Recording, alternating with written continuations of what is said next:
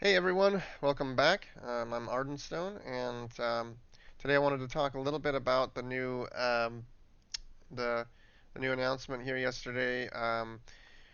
Season 4, Diablo 4 Season 4's Campfire chat, the public test realm, some of the other stuff. Um, I think that it's cool that they're doing these campfire chats to keep people posted. Um, I mean, more or less, me personally, I'm not super concerned about having the campfire chat. I really just want to see some good results, some good changes. So it looks like they're going to be doing the campfire chat on March 20th at 11 a.m. Pacific Daylight Time, and they're going to have some of their regular people like Joseph Pipora and Adam Jackson. Looks like they're also going to be having uh, an associate game designer, Charles Dunn, and those guys are probably going to hopefully discuss some of the changes about it looks like the massive itemization changes. So to me, I mean, this sounds pretty exciting. We'll see. Uh, but I wanted to talk about the itemization a little bit and my thoughts on why it's been so terrible in the first place.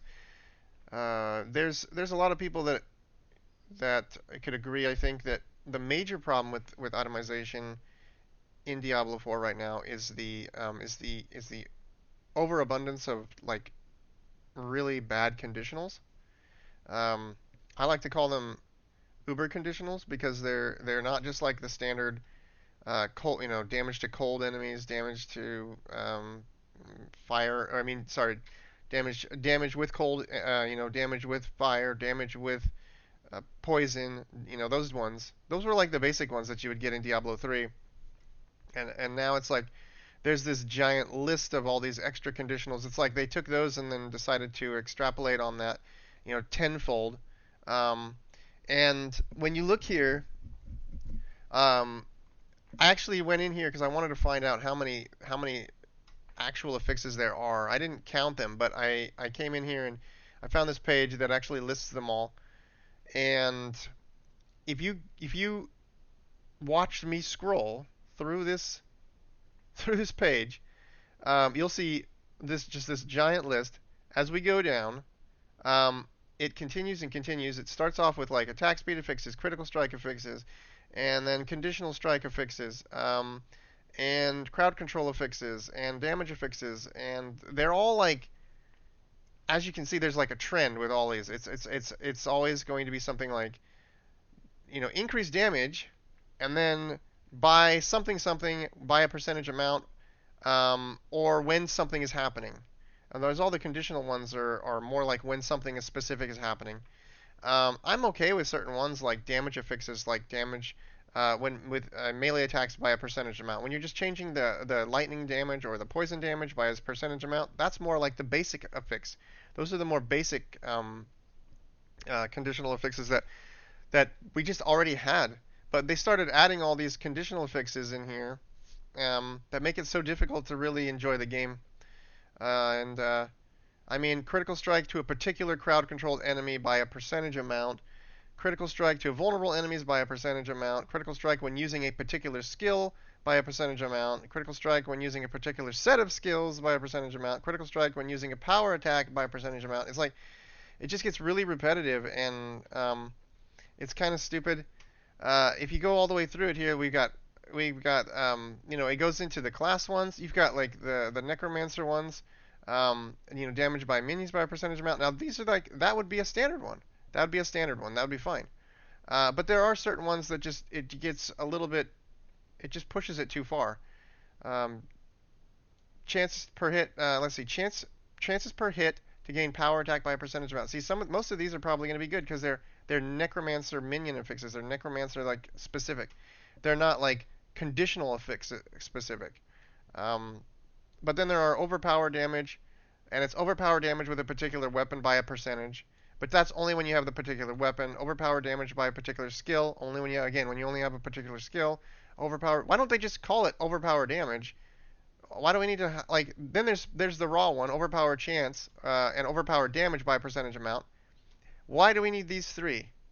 We just this is fine. We can continue to just use damage by a percentage amount. We don't need these. And then we have ones like when you have I'm not sure if I've gotten to it. I don't think I have yet. So let's go down further. Primary stat affixes, power affixes, skill affixes, vulnerable affixes, defensive irregular affixes, armor, crowd control. So there's going to be reduces duration of crowd control. These are the reductions. Then we get to crowd control. This is the one I really wanted to talk about. So crowd control, hopefully we get to the actual damages. Damage reduction affixes. There's all these different damage reduction affixes. Does there need to be 20 different damage reduction affixes? Like damage reduction taken from a particular type of crowd control enemy. A particular type of crowd controlled enemy. Why can't we just have damage reduction from crowd controlled enemies? Do we need the particular type? Reduce damage from elite enemies by a percentage amount. That one's more standard. Again, it's not like a particular type. Damage taken from distant enemies by a percentage amount. These other ones. So as you get further along, we have dodge affixes, fortify affixes, evade affixes, healing affixes, but there's so many of each type. And the ones I really wanted to go hit were, and then we have the lucky hit affixes. We have the movement speed affixes. We have the other affixes. We have the resource affixes. And then we have the unique affixes that are all very specific, which are cool, whatever. But I wanted to see if I could find the... yeah, I'm not going to continue. Those are all the unique affixes. But the crowd control, conditional crowd control ones like... yeah, increases damage to crowd-controlled enemies by a percentage amount. So, let's go down here. You've got that one. And then you've got, increased damage to a particular crowd-controlled enemy by a percentage amount. Now, there's like 5 different particular types. There's 5 different types of crowd control. I think there's like stun, slow, frost, or frozen, chilled. I'm thinking there's one other one I can't remember right now off the top of my head. I haven't played Diablo 4 in a while. But like, this one has one for each of those. Increases the damage caused by a critical strike to crowd-controlled enemies by a percentage amount. Caused by critical strikes. So this is increased damage to a particular crowd-control enemy, and then this is increases the damage caused by critical strikes to crowd-control enemies by a percentage amount. So now we're doing more damage based on whether or not they are crowd-controlled, and then whether or not we're hitting them with a critical strike when they're crowd-controlled. And so it's like, but this one being like, it says particular. It's like, because there's 5 different stats that you can get with that, it's like, why can't we just call it crowd controlled? Why do we need to have all the different ones? This is it right here. Crowd controlled enemies by a percentage amount. We don't need to have 5 different ones to do the exact same thing that this is doing right here. Just that these ones do maybe a higher value. And that's only because they're giving it only to that specific type. It's like, I don't think that anybody really cares. I think that most people would agree that it'd be better to just have it more simplified and have the basic version of it, and then just give us ranges, the range that is, a decent range options. So that's kind of like my opinion on the conditional affixes and all the specialty affixes in the game is that they're overcomplicating everything, and they're making it they're just detracting from the fun. When you find items, you have to spend a lot of time looking through all your items because there's so many different affixes. And so, you might find something that's really good, but it's got some of these affixes that you don't want on it, or it's something that, and then because there's so many, it makes it more difficult for you to actually find the thing that you want, because every time something rolls, it has to roll, depending on the class, it has to roll through many of these affixes. Certain ones are specific to, even then, if you get a necromancer item, it's not like super smart loop where you're not going to get items that are, for other classes, but if you get a necromancer item specifically, it's going to roll with the necromancer, potentially roll with necromancer stuff on it. So it's like, you're not going to obviously care about that if it's an item if you're using a druid or whatever. But so you can kind of toss those out quicker. But any of the regular ones, there's just so many stats that it makes it really difficult. And so that's the first thing that I wanted to kind of go over, and I think that that's one of the things they really need to look into. I mean, if they're going to do an itemization change, this is where they need to start, really, I think. The next thing on the list that I wanted to talk about, actually, that I didn't even add my bullet points here, is the uh, um, reforging. It's not really called reforging, enchanting, uh, whatever they want to call it in Diablo. But basically, the idea that you can enchant your gear and change your items, stats on one stat can be switched out or whatever. In Diablo 3, I mean, you can do that. You can do that with one stat over and over again, on each piece of gear, and that seemed really nice, and it worked really great. It wasn't super expensive at first, and it slowly climbed up. And I don't know, I felt like that system worked really well. It's totally cool that developers want to innovate and try to create new ways to make things fun, but the new system in Diablo 4, it was like they just copied the old one, but they implemented it in a worse way. Implemented it in a worse way. I mean, you had it was more expensive, number one, to change the stat, and then at first, when you went to go change the stat, it didn't even give you all of the, it didn't even show you what you could get as an option from it. Obviously, I can see why. I can see why they didn't want to show you. Look at the stat list. Do you think they want to put all these on there? I mean, it's impossible for them to put that in one tooltip. That's why they didn't do it. Um, it's just it's ridiculous. Maybe you can't get again, you can't get all these on every item, but like there's just too many things. So it worked well in Diablo 3 because there weren't so many stats, and in Diablo 4 they just were like probably overwhelmed with how many stats there were. They couldn't do it. Um, and And so that's I don't know. The enchanting system. Hopefully they'll kind of decide to maybe tear away some of the restrictions there and like actually if they're going to do an overhaul on all the stats, then maybe they'll actually do an overhaul on that and allow us to see what we're going to be getting, more of what we're going to be getting. I don't remember if they already implemented some of that because I haven't played in a few months, but um, any changes to that are improvements would be great. Um, Moving to the next topic here, aspects and the Codex of Power. I think, with aspects we have that system. Let's do this. Let's do aspects, Diablo 4, and let's do. Actually, I want to do Codex of Power, or how many? Let's see. Total number of aspects in Diablo 4. So let's see, there are over 100 aspects in Diablo 4. Let's pull this. You can't really see it. Oh no, you kind of can. I have my windows a little bit larger than the screen, than the capture. But let's go to a page here. Let's go to this page. So let's make this a little bigger. Um, so Diablo 4 legendary aspects are special modifiers, blah blah blah. There are over 100 aspects to unlock in Diablo 4. Well, they're going to add to that with the new vampiric powers, and then of course any new legendaries they create, they're just going to be creating more aspects. Um, so I mean, you have 4, 5 stash tabs in your stash right now, and I mean, I don't know about most people, but I know my stash tabs were filled with aspects um, that I just had waiting in case if I was going to need them. Most of the time they were just sitting there waiting in case if I was going to need them, and it really it doesn't even feel good to have to store all that crap in there. It feels to me it felt really bad. I hated having to go sift through them. I it's like you couldn't really search. Well, maybe you could. They may have changed it now so that you could search for them in your stash at this point. But I think at the beginning you couldn't really search for that in the stash, and so it was like you had to go through each one. Um, you know, it really makes no sense. I think I talked about this in the last video I made, and even in the video before that about the game needing to be better.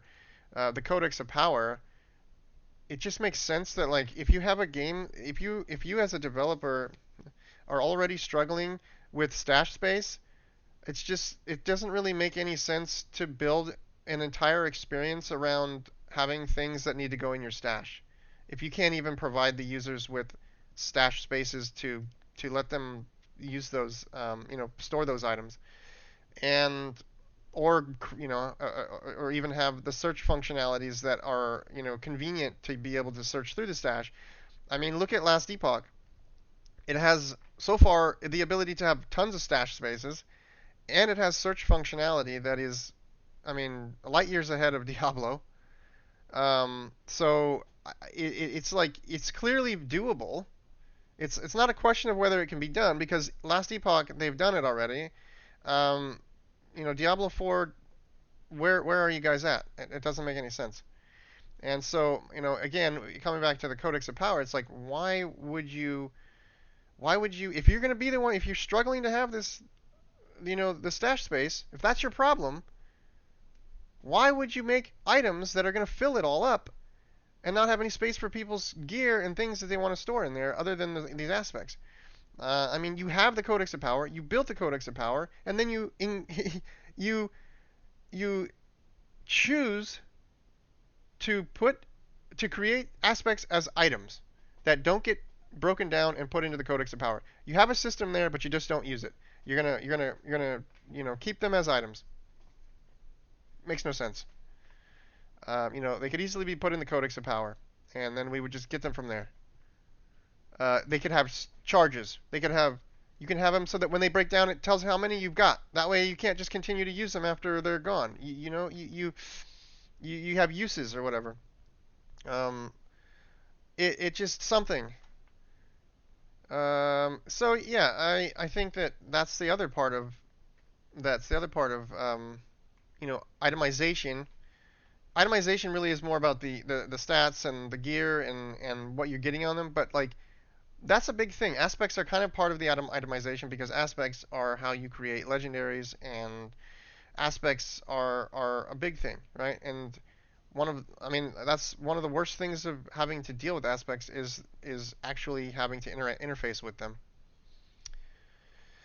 Um, and then so let's see, we've talked about those things. I wanted to kind of move on to the next topic, which is I think that in here, let's go back to here.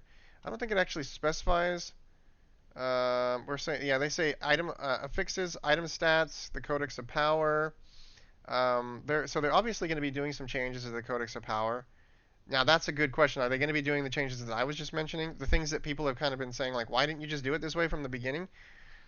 Who knows? But then they have in-game systems. Well, those new in-game systems are going to probably involve the vampiric powers returning. They've already kind of talked about that. They might have some new stuff, but I know that one of the things is the new vampiric powers returning. And so, I pulled up a page here.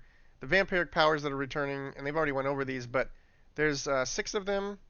I didn't play with the vampiric powers. I didn't really care to play Season 2. I think I tried it for, I don't know, maybe a few hours, and then I realized I was just so disgusted by having to deal with the unfun gameplay. I couldn't even push myself to continue. So I didn't really experience these powers, and the thing that I see from the majority of these is that like they're not powers that change your core abilities. They're things that like they're just layers that are thrown on top of your core abilities. Like damaging an enemy with basic skills grants you 4% attack speed for 10 seconds. You're not changing the basic skill. The basic skill is still going to do what it does. It's still going to be generating the same amount of energy. It's still going to be boring to use. It's going to give you some attack speed, and that can stack. So yeah, you could get 20% attack speed. Now you're going to be generating faster. Okay, whatever. But that basic skill still is just doing its crappy damage. It's just doing it faster now. So that's not really that big of an improvement. It doesn't change the way that basic skill interacts with the enemies. It doesn't really. You don't feel different. You just feel like you're hitting things faster. And of course, when you reach maximum stacks, you enter a Vampiric Blood Rage, gaining some extra basic skill damage. Again, you're not changing the basic skill, you're just making it do more damage, and you're making it be faster. That's it. Um, it's not like in in Last Epoch where you go into the skill tree of the skill and you change the skill to do something completely different. Maybe the item now, instead of casting one effect, it casts three effects in different locations. That's like changing the skill, and I think that most of these are kind of like that. So for the most part, it just feels really like they're just kind of putting more layers on to make you think that like it's going to be more fun, but really it's not, because you're not, I guess because everybody's still running the same abilities, the same core abilities. They're all still being used, and they're not different from each other really. And so it just, yeah. Um, and when core skills overpower an enemy, you spawn three volatile blood drops. I mean, that's great. Overpowering an enemy, that happens what, once every like 12, I can't remember on the druid. It's like there's some ways to modify it, but like nobody was even using overpower damage that much in the first place. Maybe they changed it in the last stuff, but every 20 seconds your next skill is guaranteed to overpower. See, 20 seconds here is guaranteed. And I know on the druid I was able to get it down to lower, but like I don't rely on things that are going to happen once every 20 seconds. That's like a conditional thing again. We're building fundamental changes around conditional things that are going to happen once every 12 seconds to once every 20 seconds. I don't see that as fun. I'm not playing. I mean, what am I doing during the other part of the time while I'm just waiting for this? I mean, like, that's where I'm actually going to be spending most of my time, right? Between the time that this is happening. So, it's kind of weird. So yeah, I'm not super excited about any of these. That's why I didn't play season two in the first place, really. And so these aren't really going to make me come back. I'll tell you that. And the fact that they're aspects and that the system is probably still going to be the same, who knows? Maybe they'll change it, but like they're already bringing them back as aspects. Let's face that. They're bringing them back as aspects. So we know that going forward in season four, there are still going to be aspects. If Whether those aspects are going to be broken down and put into the Codex of Power, that's a whole other question. But we know that aspects are still going to be items, and that we're going to have to, get them, break them, take them off of legendaries or whatever. So they're still going to be there as items. At this point, they're still going to be as items. So it's not looking very good there. Um, so then, I kind of move into the talent. I wanted to kind of move in and talk a little bit about the glyphs. Diablo 4 glyph, oops, glyph system, passive tree, and I don't know if I'm going to find the page that I'm really wanting, but I'm kind of not really directing this part of the conversation to anything specific. In general, I think that the glyph leveling part was really boring. I spoke about that in my last video a little bit, but I wanted to kind of go into more detail. I think that like going in and you know it's cool at first when you do a couple nightmare dungeons and you haven't done them before and you level a gem because it's got such a small threshold for leveling at that point, and you kind of get a little bit of excitement out of it. Not a gem. You level glyphs. But then as you start to get further and further into the glyphs and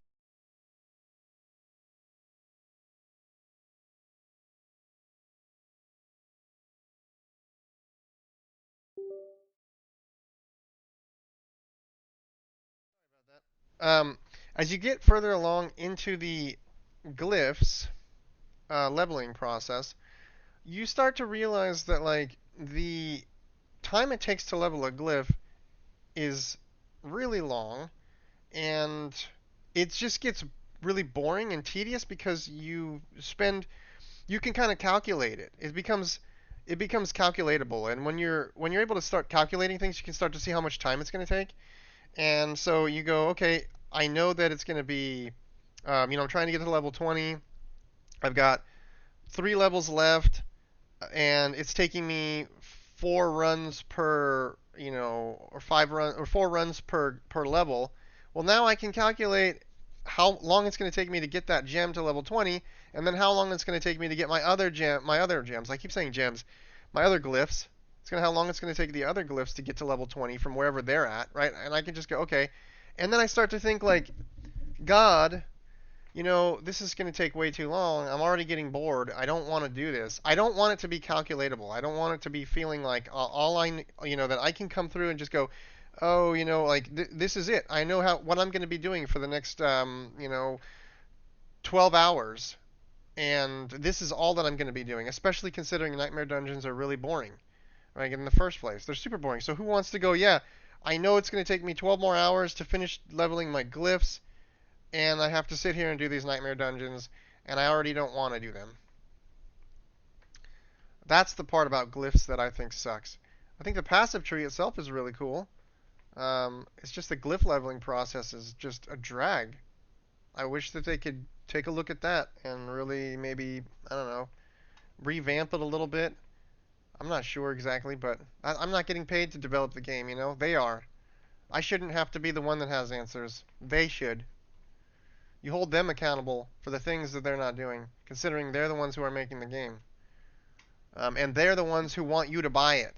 As a player, you should be holding them responsible and them accountable, and you shouldn't have to come up with all the ideas. Mm, um, so the kind of like one of the last topics, not the final topic, but the second to last topic I wanted to go into was the fact that one of the major things with Diablo, I think that everybody's really been kind of hitting. Um, well, a few people have hit on it. It seems like some people are like hitting on the fact that like they want like nightmare dungeons to be better or they want other content. But I think the reality is that most people what they really want is something like Path of Exile's progression, end game progression, pinnacle. It's more like it's a pyramid. It's a progression pyramid. So it's like they want to be working towards something, and along that path of building, they want to be able to confront things like bosses and stuff and work towards a major, pinnacle goal. And then in Path of Exile, that's like the whole Atlas map. They're building towards that the whole time till you get to the end, and you defeat if you can continue and defeat all the bosses or whatever, that's like this progression goal, and Diablo doesn't really have that, and I think that um, it sounds to me like what everybody talks about on the streams, people always mention these different things about the game and why like it doesn't feel good, or the stuff about nightmare dungeons and the different the different activities that are like hell tide and whatever.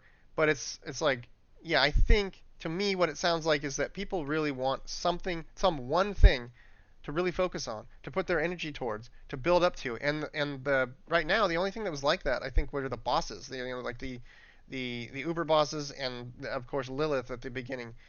But it's like those challenges are kind of, even though they're not trivial, they're not long term.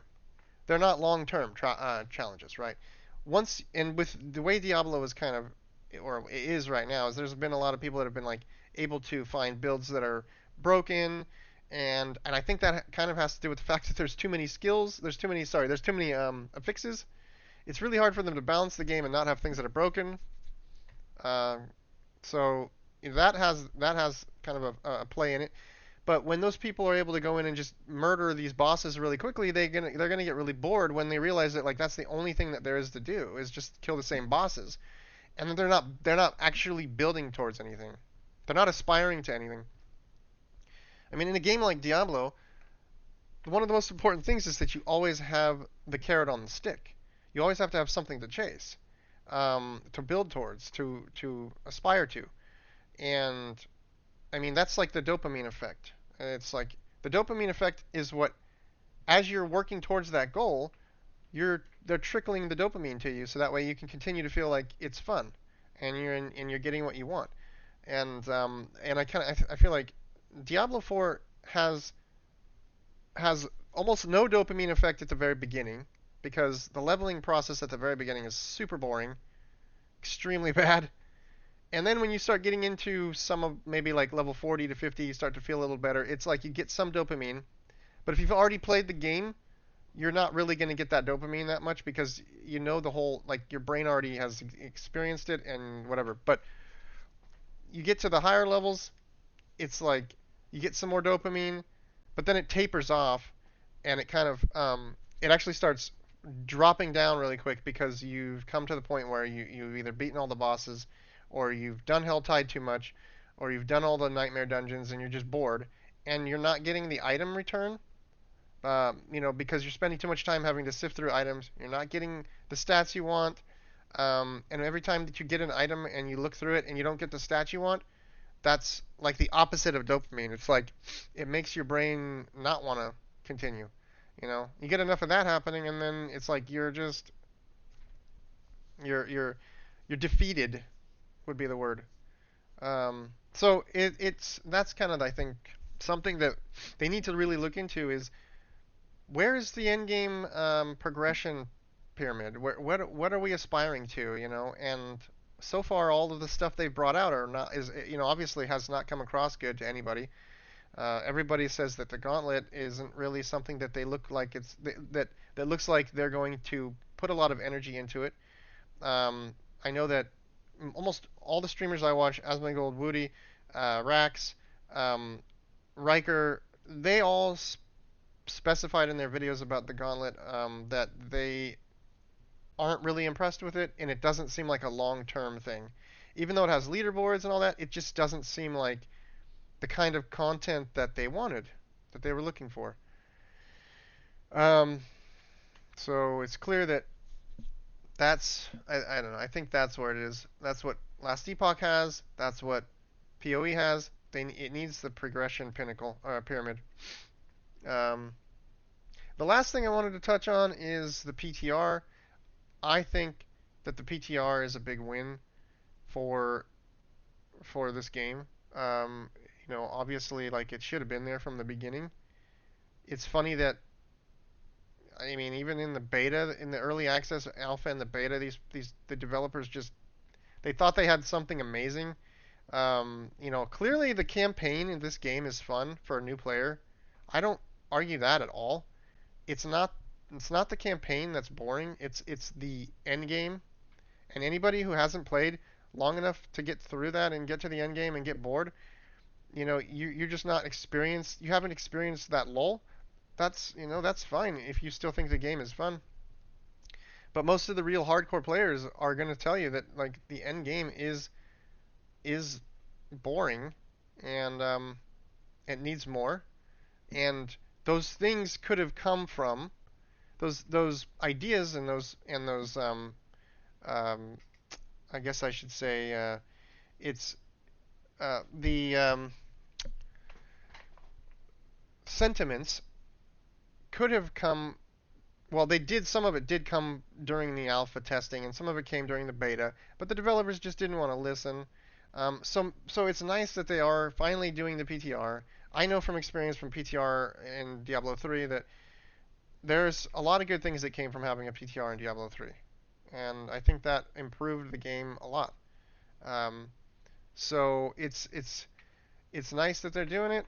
Maybe we'll see some real big improvements. I'm happy. I look forward to seeing what's coming.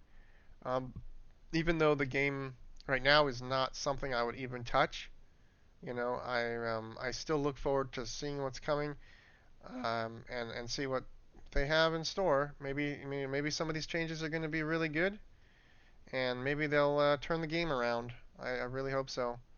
Um, but yeah, that's all I got for now. Um, if you guys enjoyed the video, please like and subscribe. Um, it helps me just to know that if anybody's really, interested in seeing more of this stuff, me talking more about this as, from a developer standpoint. Um, but yeah, I guess I'll catch you guys in the next one.